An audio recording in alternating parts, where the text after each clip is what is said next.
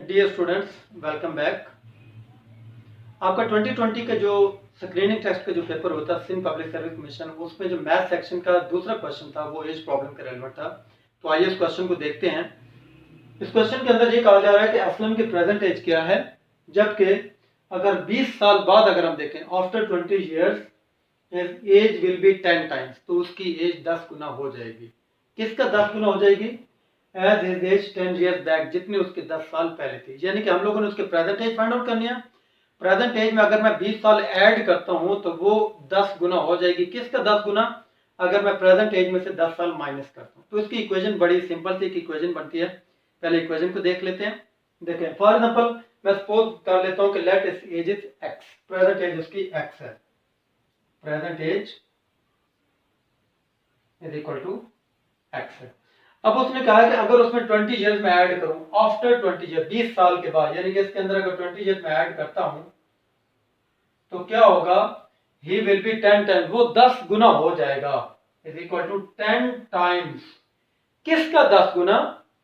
His age 10 years back, कि at this time जो present की जो एज है एक्स है, उसमें से अगर 10 साल में माइनस कर दूं तो उसका वो 10 गुना होगा, यानी कि एक्स माइनस 10।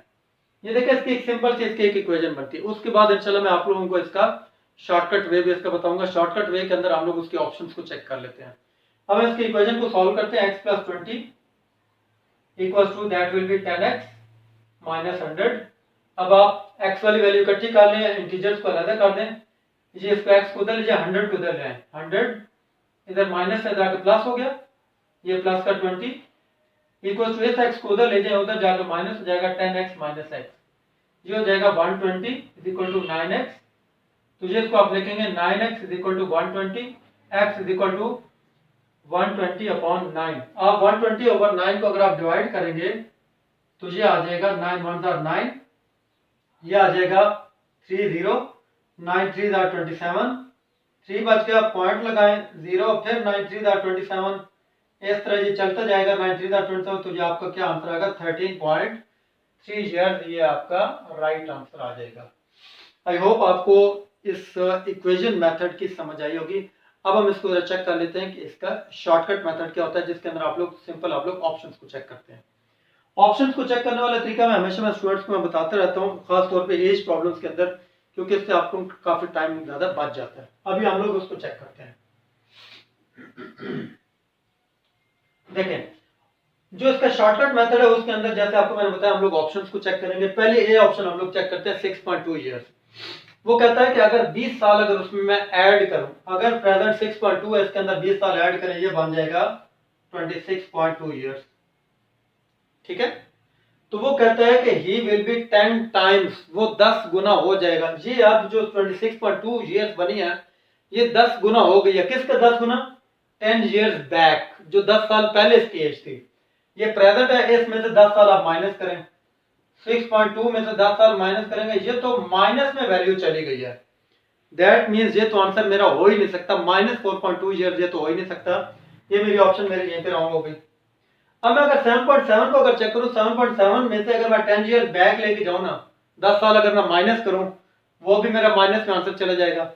अगर 10 ईयर्स को अगर मैं चेक करूं, 10 ईयर में से 10 ईयर माइनस कर, तो वो तो पर 0 ईयर्स पे चला जाएगा, और वो 0 ईयर्स का ये अगर मैं 20 साल अगर इसमें ऐड करता हूं ना, 10 के अंदर 20, ये बनेगा 30 ईयर्स। ये 30 ईयर्स 0 का 10 टाइम्स तो नहीं है, लेकिन अगर मैं इस ऑप्शन को मैं चेक करता हूं, मेरा 100% मेरा एक्यूरेट आंसर आता है। कैसे देखें, 13.33 है, 13.3 में आप 20 ईयर्स आप ऐड करो, ये कितने में चला जाएगा? 33.3 में। अब इसी 13.33 में से आप 10 ईयर्स अगर आप माइनस करें, ये बनता है 3.3 ईयर्स। अब यहां से आप खुद आप देख लो, वो कहता है कि 20 साल के बाद उसकी जो एज बनती है ना, वो 10 साल पहले की एज का 10 टाइम है। आप ये चेक करो, क्या ये आपस में 10 टाइम्स नहीं बन रहे? आप 3.3 को अगर आप 10 से मल्टीप्लाई करें तो ये 33.3 ही वैल्यू बनती है।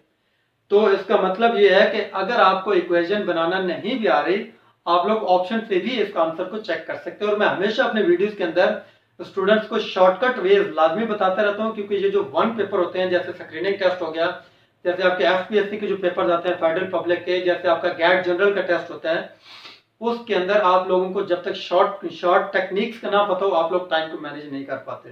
तो मेरी कोशिश हमेशा ये होती है कि मैं स्टूडेंट्स को शॉर्टकट टेक्निक्स बताऊं जिससे आप लोग अपना टाइम अच्छी तरह आप लोग मैनेज कर ले और आप लोग काफी अच्छे मार्क्स उसमें से गेन कर सकते हैं। आई होप आपको इस एज प्रॉब्लम वाले क्वेश्चन की भी समझ आ गई होगी। अभी हम लोग चलते हैं अपने नेक्स्ट क्वेश्चन की तरफ।